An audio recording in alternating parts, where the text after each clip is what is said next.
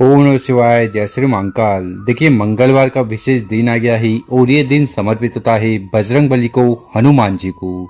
तो आज के इस उपाय में आपको शहद लेना है, लौंग का जोड़ा लेना है और विशेष तरीके से शिवलिंग पर जाकर ये उपाय कर लेना है। इस उपाय करने के बाद जीवन के सारे संकट समाप्त होंगे। साथ ही साथ आप जो भी प्रार्थना करोगे, कामना करोगे ना, वो आपको सब कुछ प्राप्त होगा। तो कामना पूर्ति के लिए, जीवन में आ रही समस्या को समाप्त करने के लिए शिव पुराण का मंगलवार का विशेष उपाय गुरुजी ने बताया है। कैसे करना है वो बताएंगे। उसके पहले इस वीडियो को लाइक कर दें, चैनल पर नए हो सब्सक्राइब कर दें और कम से कम 3 लोगों के साथ इस वीडियो को जरूर शेयर करें। उन लोगों की मदद करें, भगवान भोलेनाथ आपकी मदद करेंगे। तो जानते हैं गुरुजी द्वारा बताया गया पहला उपाय। विशेषकर ये उपाय करने से आपकी जो भी समस्या है, बाधा है, दुख है, परेशानी है, वो समाप्त होगी। साथ ही साथ अगर आप कर्ज से परेशान हो, कर्ज आपके जीवन में है और वो चुकता नहीं हो पा रहा है, उसको आप पूर्ण नहीं कर पा रहे हो, तो ये उपाय करने से नहीं चुकना है। कर्ज भी समाप्त होगा और जीवन में सुख शांति आएगी। तो इस उपाय के लिए जो सबसे पहले सामग्री आपको चाहिए वो है शहद। कितना शहद? मात्र 1 चम्मच शहद आपको इस वाले उपाय के लिए ले लेना है। इसी के साथ जो अगली सामग्री आपको लेनी है वो है लौंग। ठीक है, लौंग कितने लेने हैं? तो 1 जोड़ा लौंग का आपको लेना है। कहने का मतलब है कि 2 लौंग आपको आंखें लेने हैं। आंखें का मतलब इन दोनों लौंग में इस प्रकार से ये फूल होने चाहिए। इसी के साथ जो अगली सामग्री लेनी है वो है तांबे का लोटा। तो तांबे का लोटा लेकर उसमें आपको अपने घर से, अपने किचन से शुद्ध जल भर लेना है।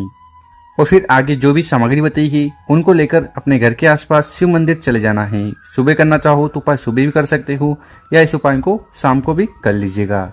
शिव मंदिर में पहुंचकर उत्तर दिशा की तरफ मुंह कर आपको बैठ जाना है और जो भी पूजन पाठ पहले करनी है वो कर लेना। देखिए, शिवलिंग के ऊपर शहद का उपाय करने से घर में सुख शांति समृद्धि आती है। लौंग का उपाय करने से दुर्भाग्य दूर होता है, समस्या और जो विघ्न है वो समाप्त होते हैं। तो इस वाले उपाय के लिए सबसे पहले करना क्या है कि आपके पास जो तांबे का लोटा है ना, उस तांबे के लोटे को उठाना है और धीरे धीरे कर पूरा पूरा जल शिवलिंग के ऊपर उड़ेल देना है, समर्पित कर देना है।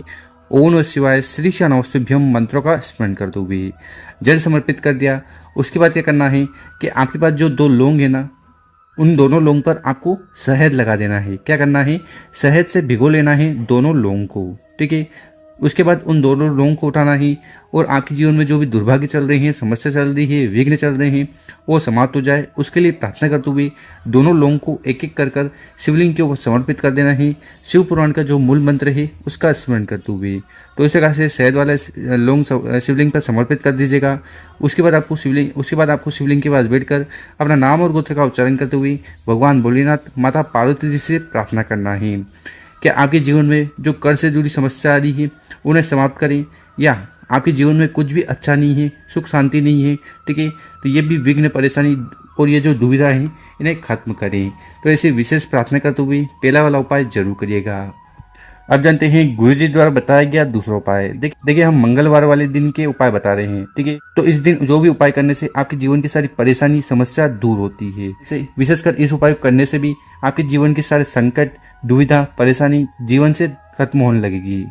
तो सबसे पहले जो सामग्री है वो है तांबे का लोटा। तो इस प्रकार से तांबे का लोटा लेकर उसमें आपको अपने घर से, अपने किचन से शुद्ध जल भर लेना है।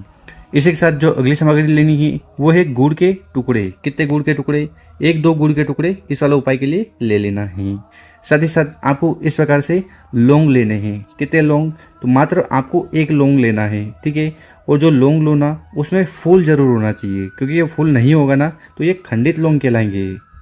तो इस प्रकार से सामग्री इकट्ठा कर अपने घर के आसपास जहाँ पर भी शिवालय है, शिव मंदिर है, वहाँ चले जाना है। सुबह करना चाहो तो उपाय सुबह कर लीजिएगा, या विशेषकर प्रदोष काल में इस उपाय को करोगे तो ज़्यादा लाभ देखने को मिलेगा। और जैसा कि हम हर बार बताते हैं, शिव मंदिर में पहुंचकर उत्तर दिशा की तरफ मुँह कर बैठकर जो भी पूजन पाठ करनी है वो कर लीजिएगा। देखिए, शिवलिंग के ऊपर गुड़ का उपाय करने से जीवन के अंधकार समाप्त होते हैं, तेज की वृद्धि होती है, आलस्य दूर होता है। और लौंग का उपाय करने से समस्या समाप्त होने लगती है। तो इस वाले उपाय में सबसे पहले करना क्या है कि आपके पास जो जल का लोटा है ना, उस जल के लोटे को उठाना है। थोड़ा जल आपको समर्पित करना है गणेश जी के स्थान पर ओम गणेशाय नमः इस मंत्र का स्मरण करते हुए। उसके बाद थोड़ा जल आपको समर्पित करना है माता अशोक सुंदरी वाली जगह पर। उसके बाद थोड़ा जल समर्पित करना है आपको भगवान कार्तिकेय जी के स्थान पर। उसके बाद थोड़ा जल आपको समर्पित करना है। ये जो माता का हस्त कमल है ना, कटी वाला भाग यहाँ पर, तो 4 जगह आपको शुद्ध जल समर्पित कर देना है। उसके बाद उस जल के लोटे में थोड़ा जल बचाना है और उसको अपने स्थान पर रख कर उसके बाद आपके पास जो गुड़ के टुकड़े हैं ना, उनको उठाना है और उस जल के लोटे में मिला लेना है।